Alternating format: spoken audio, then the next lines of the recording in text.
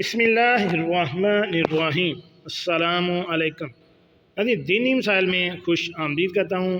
ہمارا آج کا مسئلہ یا سوال یہ ہے کہ اگر رمضان میں دوائی کے ذریعے حیض روک کر روزے رکھے تو ان روزوں کی قضا یا ان مخصوص ایام کی قضا ہوگی یا نہیں؟ تو چلیے ناظرین، چلتے ہیں اس سوال کے جواب کی جانب۔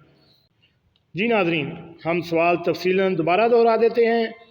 سوال یہ ہے کہ ہم نے سنا ہے کہ رمضان کے مہینے میں اگر عورت نے حیض کو بند کرنے کے لیے کوئی دوائی یا گولیاں استعمال کیں اور حیض بند ہو گیا تو پھر رمضان کے بعد اتنے دنوں کی قضا روزے رکھیں گے جتنے دن حیض کے تھے، اگرچہ اس کو دوائی کی وجہ سے پاکی ہوئی لیکن اس کی قضا کرے گی؟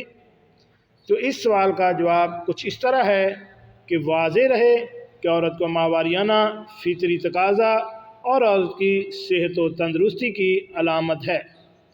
حیض کا خون بند کرنے کے لیے دوا وغیرہ استعمال کرنا جائز ضرور ہے، لیکن بسا اوقات طبی لحاظ سے یہ عورت کے لیے نقصان دہ ہوتا ہے اور اس سے ماہواری کے ایام میں بے قاعدگی بھی ہو جاتی ہے، جبکہ اللہ تعالیٰ نے اسے ان ایام میں معذور رکھا ہے۔ ان دنوں میں نماز روزہ ادا نہ کرنے پر کوئی مواخذہ نہیں ہے، نماز بھی معاف ہے اور روزوں کی قضا دیگر ایام میں کرنی ہوتی ہے، اور اس طرح کرنے سے عورت کے اجر میں کوئی کمی بھی نہیں ہوتی، لہٰذا ایسی مشقت اٹھانے کی ضرورت نہیں ہے۔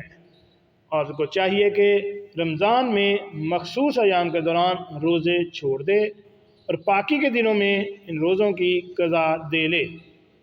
البتہ اگر کسی عورت نے حیض آنے سے پہلے دوا کھائی جس سے حیض کا خون ہی نہیں آیا تو جب تک خون جاری نہ ہو وہ عورت پاک ہی شمار ہوگی اور اس پر پاکی کے احکام لاگو ہوں گے۔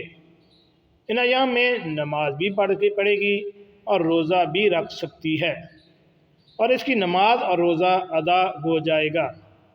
جب نماز روزے ادا ہو گئے تو قضا کی ضرورت نہیں ہے۔